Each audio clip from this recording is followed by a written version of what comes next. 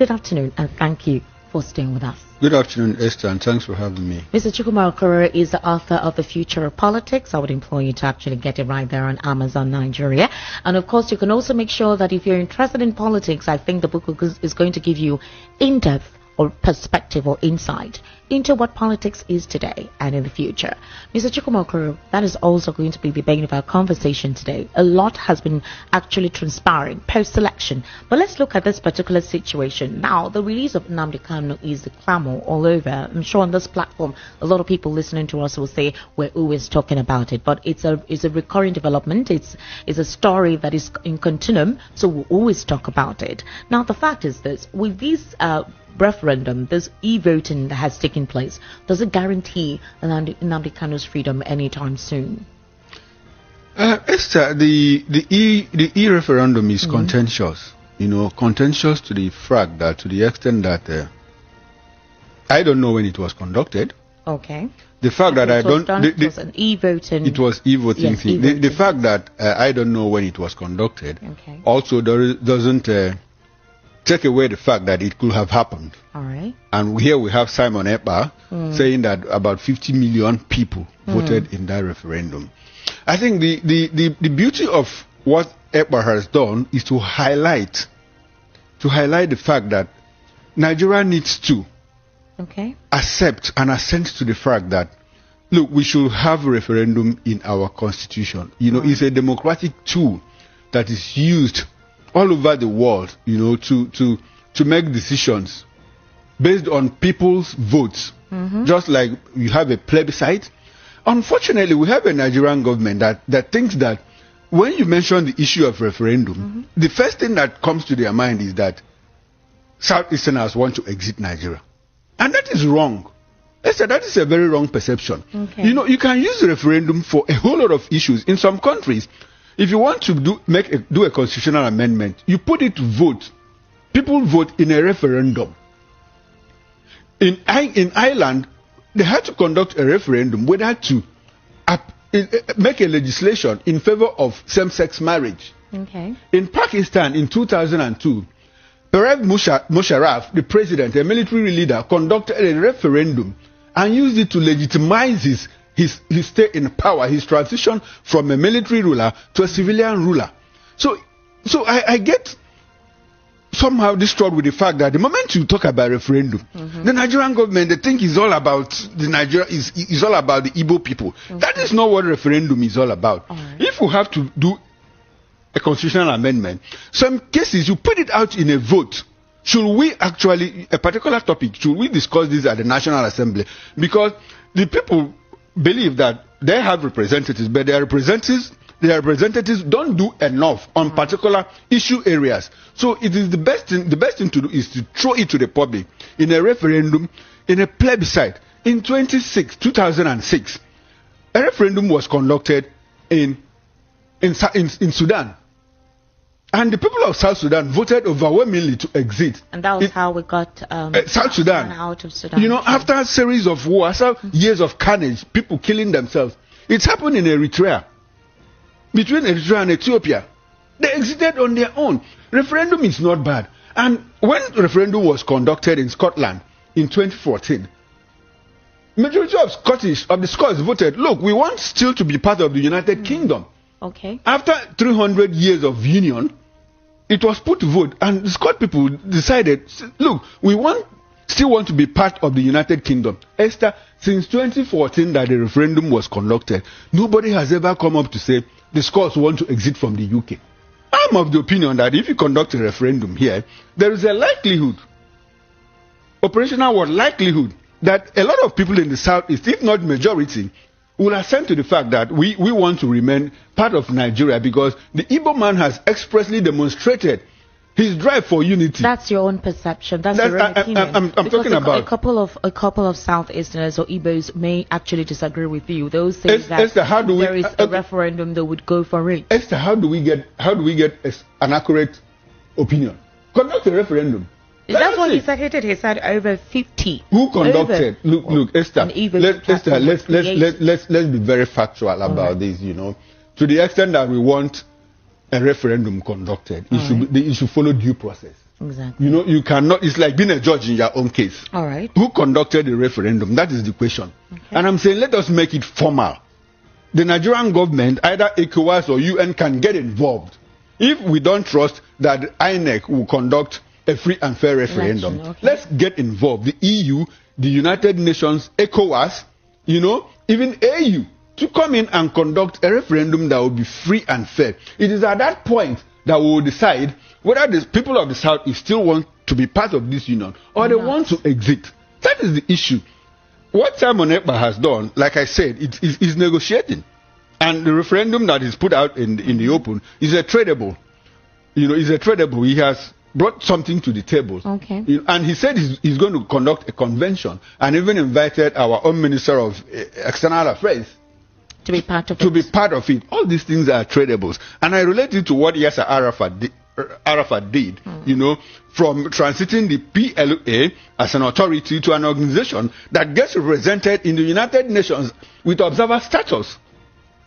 You know, so let us do things. Because the thing is, the reason why I'm talking about this, or rather why this is here, is because there needs to be a proper understanding of what is at play. A couple of people just naturally go negative or aggressive when they just hear about this kind of thing without having a proper concept of what it is. Some people do not understand what self-referendum is, or the pattern through which it was conducted according to the self-imposed Prime Minister. Nobody knows how the process goes, but he declared that this is how a lot of Southeasterners, Igbos especially, are interested in this, and they actually want to be extracted. They want to find their own nation. So that is basically why we wanted to have a proper context of this conversation. Exactly. But then here is the thing: where a situation where this kind of thing is called for, there are factors which he reeled out. He talked about certain issues which have bedeviled a lot of individuals, specifically from the region, from the southeastern region. He said marginalization was one of them, underdevelopment, insecurity, attack against Christians, poverty in the southeast and south-south region as justification for self-referendum. Don't you think this should be an eye-opener for the federal government? If you go to the southeast, for example, there are a lot of underdeveloped areas, especially for how long, you know, that particular region has existed. Questions have been thrown to the southeastern leaders as the governors they've had so far. Why have they not really put a lot of investment or created investment opportunities in that region? Why is that region neglected?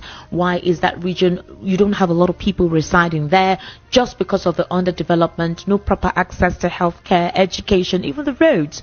So what would you say to the fact that what he cited as a reason for this is basically what's transpiring there? Esther, the reason for the referendum that we demand for, it's not hidden. You know, it's a road we have traveled several times. Okay. It is very clear that the southeast has been marginalized by the central government, and some of us even think that there's a conspiracy theory behind it. You know, to oppress the people. You know, to let them remain where they are. But that is the issue in contention now, is that Simon Ekpa conducted a referendum. And Esther, let me ask you, now that he conducted a referendum and people are shouting, oh, referendum has been conducted and 50 million people voted in favor, who is going to enforce it? That is the big question. Who is going to enforce it? So, for us to have a referendum that will be enforced, the Nigerian government has to be involved. Probably ECOWAS, AU, UN or EU can get involved and legitimize the process. Is this why this convention is being conducted, where the convention is also still being organized by a non-state actor. Who is going to attend? Will the EU be represented? Will the UN be represented? Will ECOWAS will the Nigerian government be represented? Despite the fact that he has extended an IV to our minister. You know, so while we are looking at all these things, let us contextualize it within the ambit of legality and legitimacy, you know, so that it will become not only broad-based but acceptable to the people. And if you talk about governors and underdevelopment in the southeast, there are two layers to it. The southeast people feel that clearly they have been marginalized by the central government of Nigeria.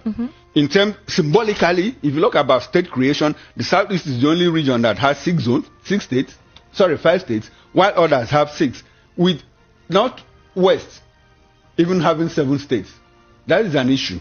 Now, in terms of appointment, the people feel shut out of the space. I already told you, I think yesterday we spoke, yesterday or 2 days ago, where I told you that in the recent appointment in terms of security for the Southeast, only one person is being designated. Not only the security. I also made reference to a recent appointment that was made by the president in the humanitarian ministry. There were 7 directorates that got directors. Yes. Incidentally, we have 6 geopolitical zones. It would have been proper to spread it from each zone.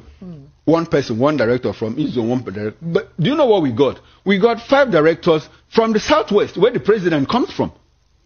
One from the north central and one from the northeast. Northwest got 1, didn't get any. South didn't get any. Southeast didn't get any. So these are the things that spike and fuel, the agitation for self-determination. That is on the part of the federal government. We can talk about it unending, Right. interminably, because it is very clear, it is very glaring. Now, if you talk about the governors, I also know, and the people of the Southeast know, that the governors have not done well for us. Because, you don't have to wait for the federal government to do a lot of things for you. You create a conducive environment for business. Right. You see local roads that are deteriorated. You have craters, potholes. You see, vehicles cannot... Deadly ones. That's why when these kidnappers want to kidnap, it's very easy for them. Even goods and services being transported, they get locked in those potholes, and sometimes they get stranded on the road, and they're open for thieves to take over some of those.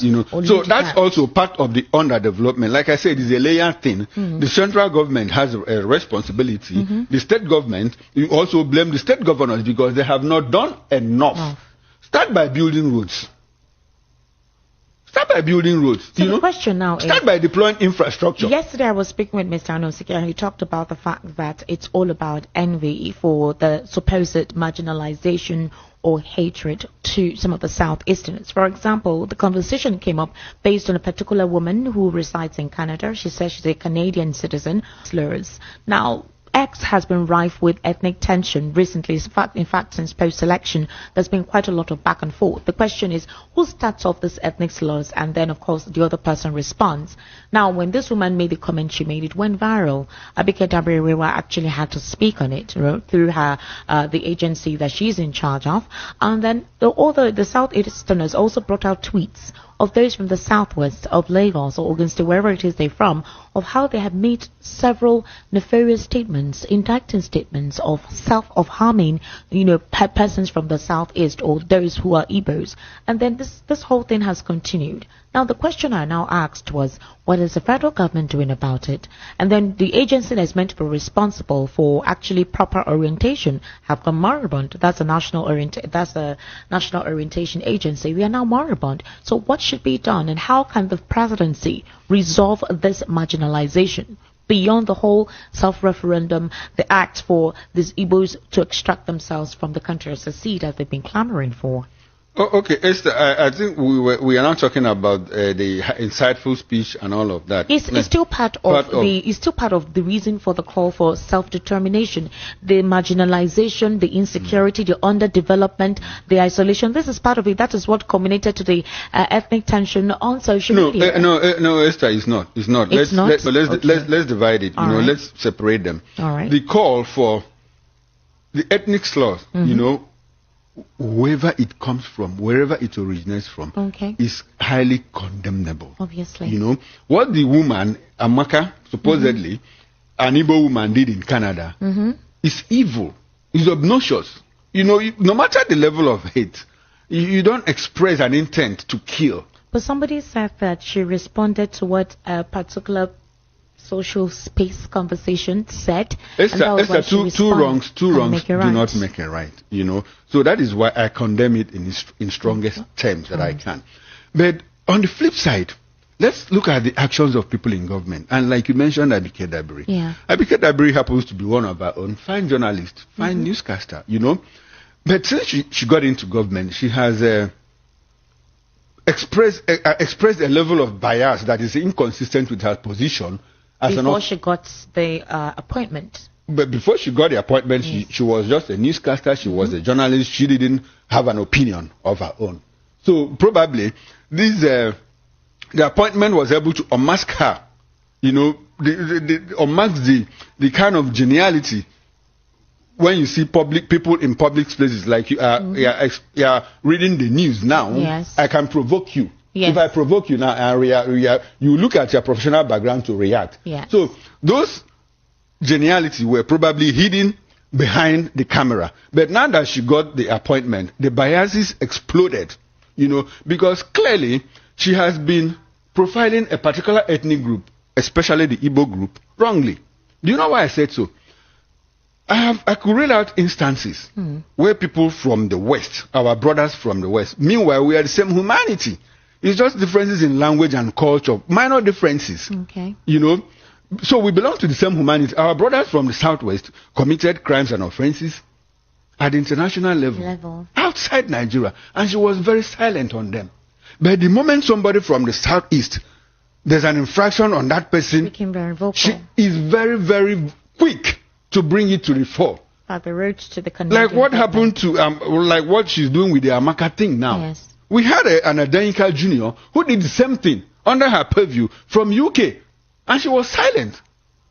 There was a time that Yoruba prostitutes, sorry to say that, were paraded in Spain and Italy.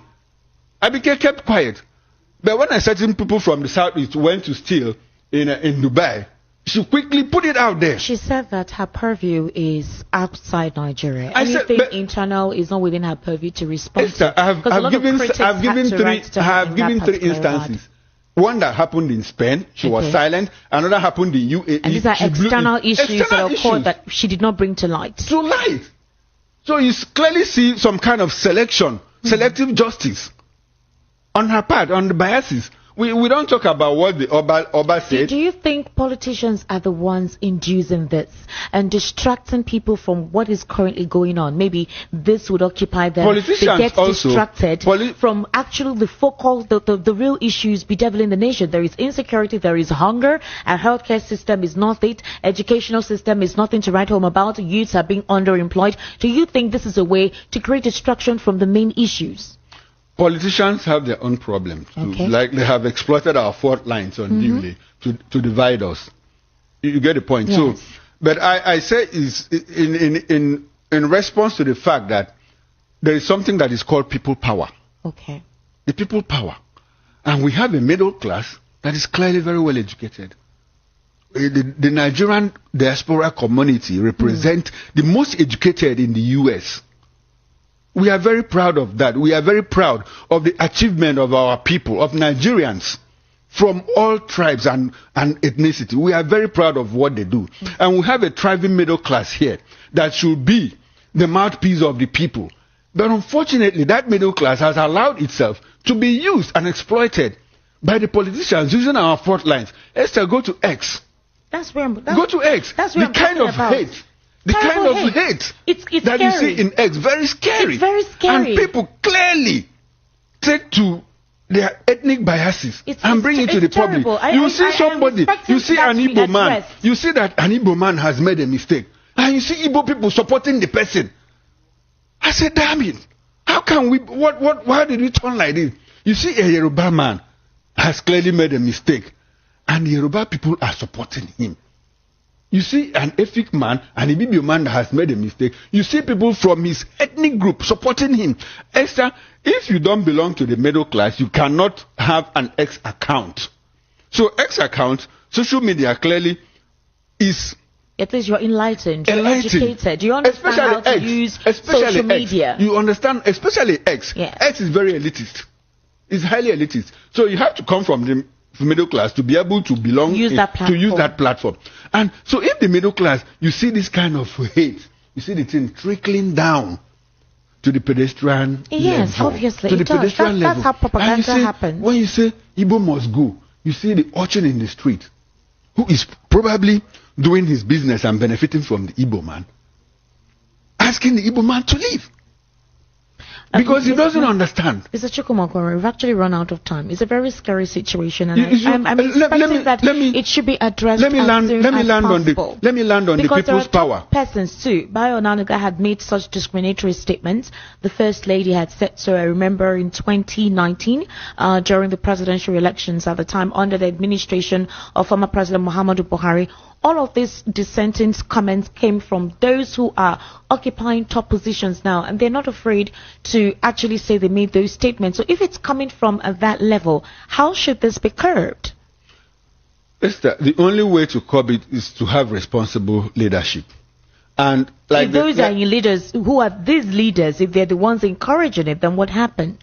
Now, I wanted to talk about people's power. Sense I wanted to talk about people's power. To know, what is actually going on. When I say people's power, I will reference what has just happened. Yes. What has just happened regarding Joe Ajaero. You know, it's like this government clearly wants to be bullied into responsibility, bullied into action. Look at what happened with Ajaero. He was invited clearly now on trumped up charges because the police came to say, oh, it was in relation to the person that we caught. In the Labour House. And with the pressure, with the mass of pressure coming from the NLC and the civil society, Ajaero's situation in depth as well, but possibly in the World News at 6 we can elaborate on that further. Once again, thank you. Thank you, Esther. Thanks for having me. To wrap up the World News at 6, or rather the World News at 12, here again are the top stories. Federal government seeks stronger ties, stronger Nigeria-European Union ties to tackle malnutrition, humanitarian challenges. Federal government evokes no work, no pay policy against resident doctors. DSS gets court order to freeze 20 bank accounts of female suspected terrorists. An ex-United Nations Special Rapporteur on human trafficking in Nigeria speaks. That's a wrap on the World News at 12. My name is Esther Wajiku. Good afternoon and thank you for listening. Up next is Area Mata with Alaji.